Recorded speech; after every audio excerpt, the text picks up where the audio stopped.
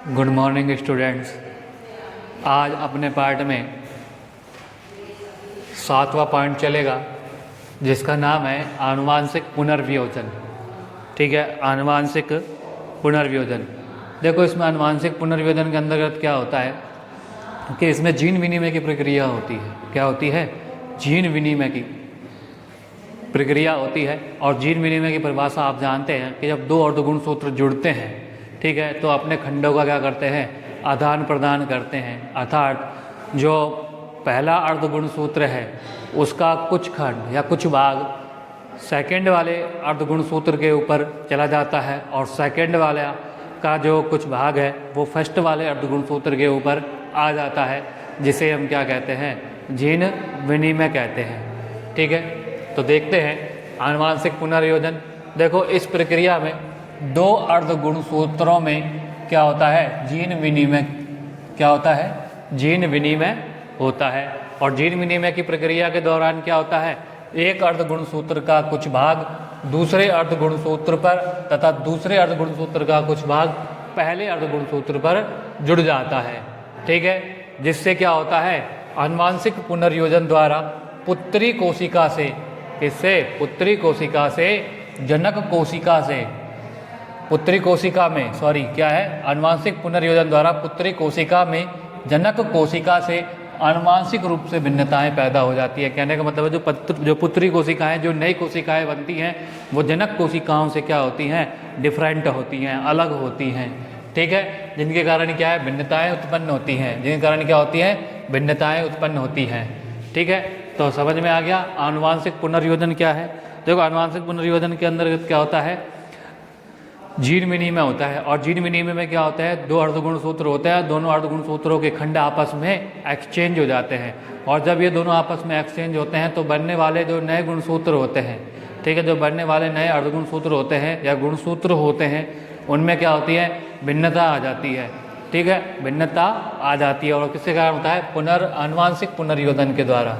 ठीक है, अब बात करते हैं अगले पॉइंट की, यानी 8वां पॉइंट है अपना डीएनए कुंडलन। ठीक है, क्या पॉइंट है अपना? डीएनए कुंडलन। और कुंडलन हमेशा किस में पाए जाते हैं? न्यूक्लिक अम्ल में पाए जाते हैं, न्यूक्लिक एसिड में पाए जाते हैं। ठीक है, किसमें पाए जा रहे हैं कुंडलन? न्यूक्लिक एसिड में। और देखो, इन जैव अणुओं अर्थात डीएनए कुंडलन के अणुओं का निर्माण में इनको बनाने वाले अणुओं के मध्य जो बंध कोण है वो कभी भी 180 डिग्री पर नहीं जुड़ते। ठीक है, कभी भी 180 डिग्री पर नहीं जुड़ते। और यही कारण है कि डीएनए में कुंडलन पाया जाता है। ठीक है, देखो क्या कहना चाहता है? जो कुंडलन है वो किस में पाए जाते हैं? न्यूक्लिक अम्ल में पाए जाते हैं। और जो न्यूक्लिक अम्ल के निर्माण में जो जैव अणु प्रयुक्त होते हैं, ठीक है, वो जैव अणु कभी भी 180 डिग्री पर आपस में बंध कोण का निर्माण नहीं करते। ठीक है, और जब 180 डिग्री पर बंध कोण का निर्माण नहीं होगा तो वो क्या हो जाएगा? उनमें कुंडलन उत्पन्न हो जाएगा। ठीक है, तो क्या हो जाएगा? कुंडलन उत्पन्न हो जाएगा। अब बात करते हैं 9वें पॉइंट की, डीएनए लूपिंग। DNA looping. अब देखो, कोशिकाओं में विशाल आकार के डीएनए अणुओं को पैक करने के लिए लूपिंग का होना जरूरी है। ठीक है, आपको मैंने संरचना बताई थी एक बार, ये वाली।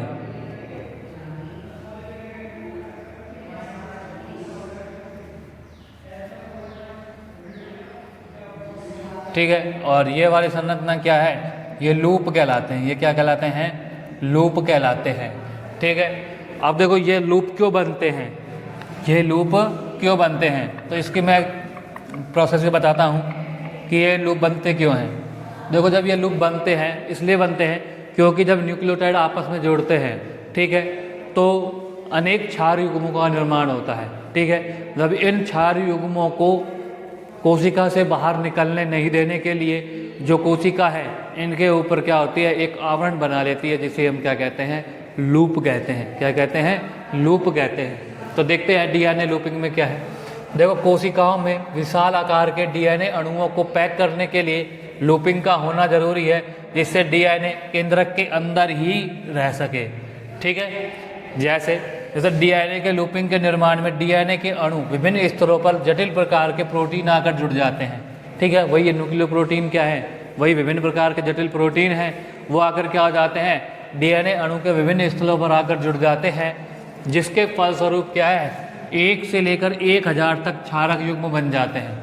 कितने बन जाते हैं, 1 से लेकर 1000 तक क्षारक युग्म बन जाते हैं। और ये क्षार युग्म बाहर न निकलें इसलिए कोशिका द्वारा इन क्षार युग्मों को क्या किया जाता है, पैक किया जाता है। और जिस पैक करने की प्रक्रिया ही क्या कहलाती है, लूपिंग कहलाती है। ठीक है, और ये लूपिंग किसमें मिलते हैं, लैम्प ब्रुस गुणसूत्र में मिलते हैं। किसमें मिलते हैं, लैम्प ब्रुस गुणसूत्र में मिलते हैं।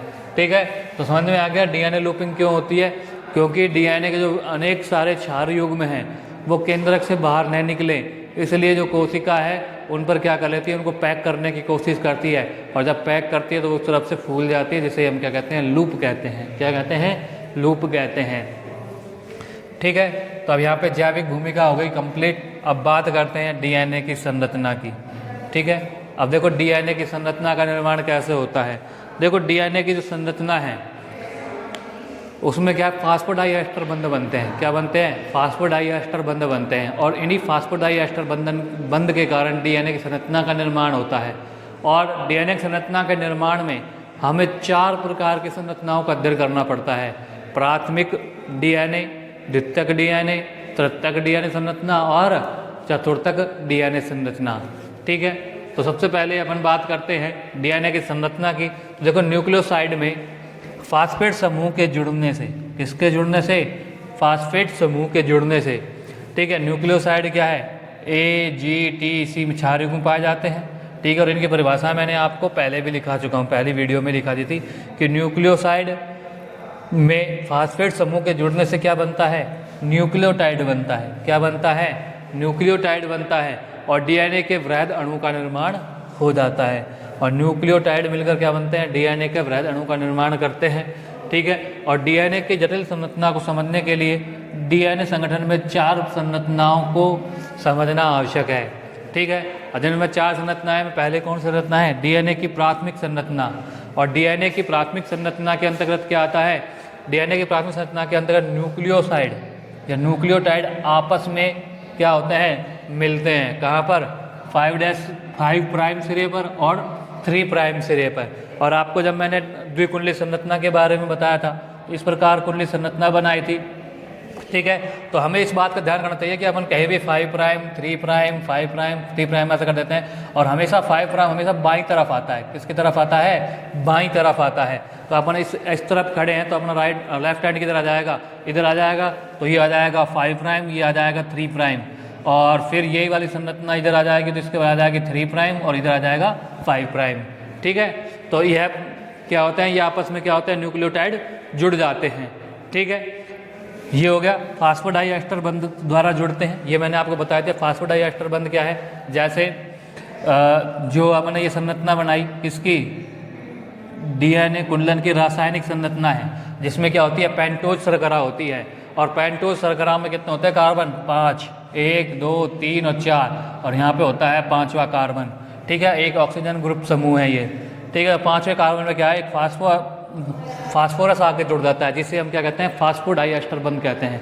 ठीक है, और ये क्या होता है, फास्फोडाइएस्टर बंध द्वारा जुड़ते हैं। और न्यूक्लियोटाइड की लंबी श्रृंखला मुख्यतः क्षार के प्रथम अक्षर द्वारा निरूपित की जाती है, जिसमें A, G, T, C, T, A, C, A कुछ भी हो सकता है। ठीक है, ये क्या है, क्षार युग्म है। क्या है ये, क्षार युग्म है। ठीक है, जिसका 5 सिरा किधर होगा, बाईं ओर होगा। जिस प्रकार मैंने अभी बताया, इसका 5 सिरा किधर होगा, लेफ्ट साइड होगा। किधर होगा, लेफ्ट साइड होगा। ठीक है, तो ये हो गया इसकी प्राथमिक संरचना। ये मैंने इधर और बना दी है।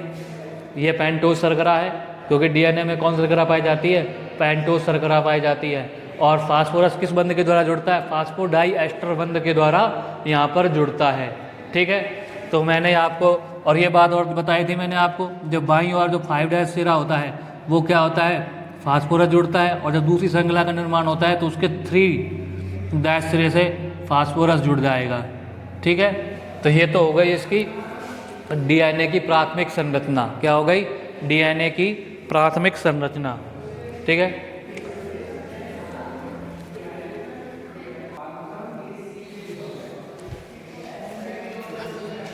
अब अपना दूसरा पॉइंट आता है डीएनए की द्वितीयक संरचना।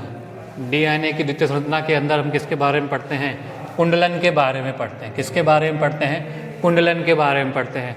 और अभी अभी इसी वीडियो में आपने 8वां पॉइंट जैविक भूमिका का 8वां पॉइंट पढ़ा था, उसमें भी क्या था? कुंडलन था। ठीक है, सेम वही प्रक्रिया यहाँ पर ने यहाँ लिखनी है और वही प्रोसेसिंग को अपनानी है कि कुंडलन क्या है कि जैव अणुओं के निर्माण में व इनके न्यूक्लियोटाइडों के निर्माण में जब कोई बंद कोण 180 डिग्री पर नहीं जुड़ता है तो किसका निर्माण होता है? कुंडलन का निर्माण होता है। अर्थात हम कहें कि द्वितीय संरचना के अंदर हम किसका अध्ययन करेंगे? कुंडलन का अध्ययन करेंगे। किसका अध्ययन करेंगे? कुंडलन का अध्ययन करेंगे। आपको 8वें पॉइंट की परिभाषा वैसे के वैसे ही उतार लेनी है। ठीक है, चाहे आप वीडियो को पीछे करके या फिर आप हैंड टू हैंड जो उतार रहे हो तो उसी परिभाषा को आप वैसे के वैसे ही उतार लेना। ठीक है, अब बात करते हैं डीएनए की तृतीयक संरचना के बारे में। डीएनए की तृतीयक संरचना, द्वितीयक स्तर के कुंडलन द्वारा कितनी संरचनाएं निर्मित होती हैं? 3 आयामी संरचनाएं निर्मित होती हैं। किसके द्वारा? इस कुंडलन के द्वारा। यानी जो डीएनए की द्वितीयक संरचना है उनके स्तरों के द्वारा या उनके कुंडलन के द्वारा कितनी संरचनाएं निर्मित होती हैं? 3 आयामी संरचनाएं निर्मित होती हैं, जिसमें सभी अणु अच्छी तरह से व्यवस्थित होते हैं। जिसमें सभी अणु क्या होते हैं? अच्छी तरह से व्यवस्थित होते हैं। अतः डीएनए की द्विकुंडलित श्रृंखला ही क्या है? तृतीयक संरचना है। ठीक है, समझ में आ गया? जब 3 आयामी संरचनाएं बनती हैं, ठीक है, जिसके अंदर जो सभी क्षार युग्म है वो क्या होते हैं? व्यवस्थित होते हैं। अर्थात जो द्विकुंडलित संरचना है वो क्या है? इस डीएनए की तृतीयक संरचना है। अर्थात हम ऐसे कह सकते हैं जो डीएनए की द्विकुंडलित श्रृंखला है वो डीएनए की तृतीयक संरचना कहलाती है। ठीक है, लेकिन इसके प्रारूप क्या होते हैं? अलग अलग होते हैं। मतलब द्विकुंडलित संरचना तो तृतीयक संरचना है, लेकिन अंतर क्या है? जो उसके आकार है, जो विभिन्न प्रारूप है उसका, वो क्या होता है? अलग अलग होता है। जैसे एडीएनए, बीडीएनए, सीडीएनए और जेडडीएनए। ठीक है, समझ में आ गया? द्विकुंडलित संरचना तो तृतीयक संरचना है यही, लेकिन इसके प्रारूप क्या होते हैं? अलग अलग होते हैं। एग्जाम्पल तौर पर हमने लिख रखा है एडीएनए, बीडीएनए, सीडीएनए और जेडडीएनए। अब बात करते हैं डीएनए की चतुर्थक संरचना। डीएनए की चतुर्थक संरचना क्या है?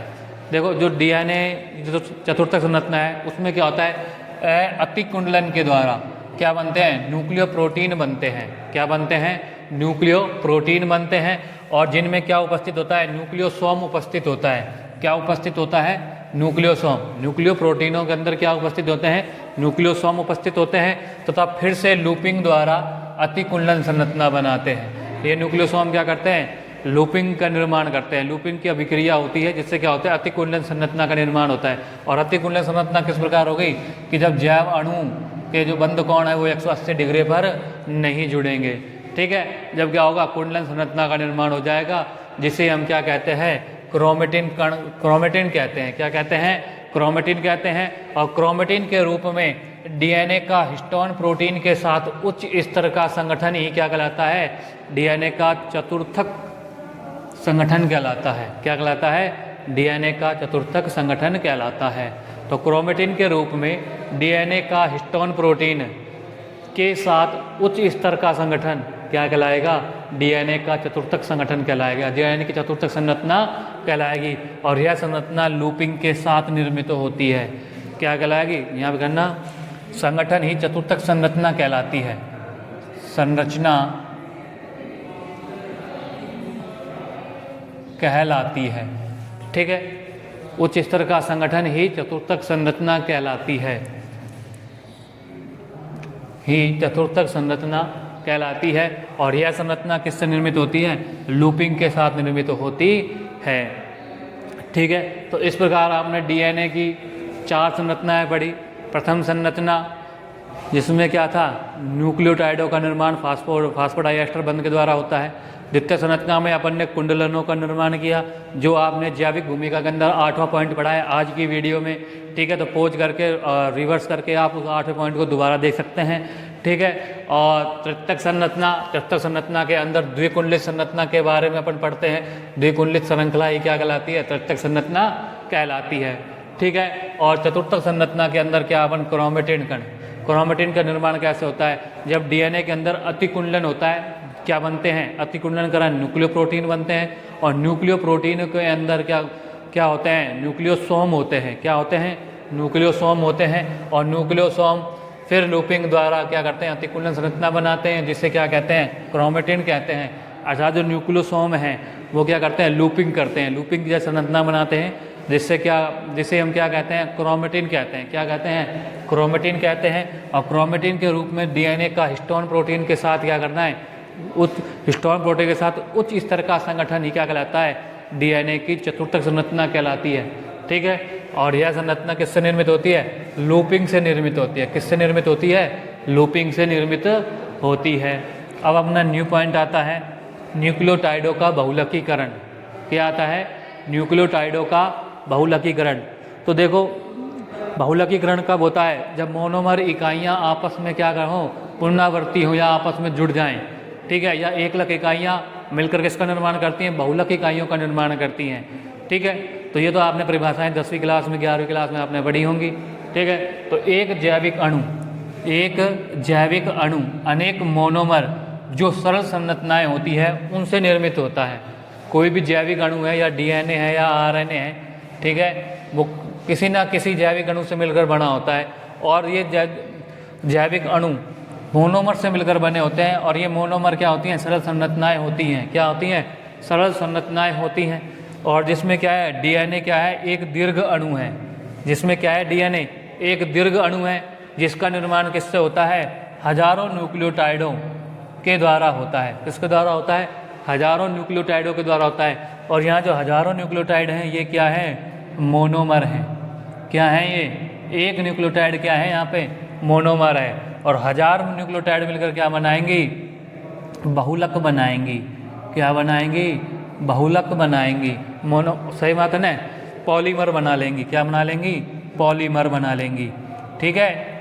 तो एक न्यूक्लियोटाइड क्या कहलाएगा, मोनोमर, और हजारों न्यूक्लियोटाइड क्या कहलाएंगे, पॉलीमर। जो मोनोमर कहलाती हैं ये न्यूक्लियोटाइड पुनरावृत्ति क्रम में जुड़ते रहते हैं। किस क्रम में जुड़ते रहते हैं, पुनरावृत्ति क्रम में जुड़ते रहते हैं। और किसका निर्माण करते हैं, बहुलक का निर्माण करते हैं। तो ठीक है, न्यूक्लियोटाइडों का बहुलकीकरण, एक न्यूक्लियोटाइड से हजारों न्यूक्लियोटाइड बनने की प्रक्रिया क्या कहलाती है, बहुलक कहलाती है, बहुलकीकरण कहलाती है। ठीक है। तो समझ में आ गया बहुलकीकरण क्या है। सामान्य भाषा में कह सकते हैं न्यूक्लियोटाइडों का एक से लेकर हजारों की संख्याओं में पाया जाना, जिससे क्या है, डीएनए का निर्माण होता है। डीएनए के एक दीर्घ अणु का निर्माण होता है, जिसे हम क्या कहते हैं, बहुलकीकरण कहते हैं। क्या कहते हैं, बहुलकीकरण कहते हैं। ठीक है। अब अपना अगला टॉपिक आता है वाटसन एवं क्रिक का मॉडल। ठीक है। अब देखो वाटसन एवं क्रिक का मॉडल अपन कल पढ़ेंगे। आज के लिए इतना ही। किसी को कुछ भी समस्या हो तो मेरे से संपर्क कर सकता है। अगले दिन आप यहाँ आ सकते हो, नहीं तो क्वेरी बॉक्स में भी आप डाल सकते हो। ठीक है। जिसके समस्या का निवारण आपका कर दिया जाएगा।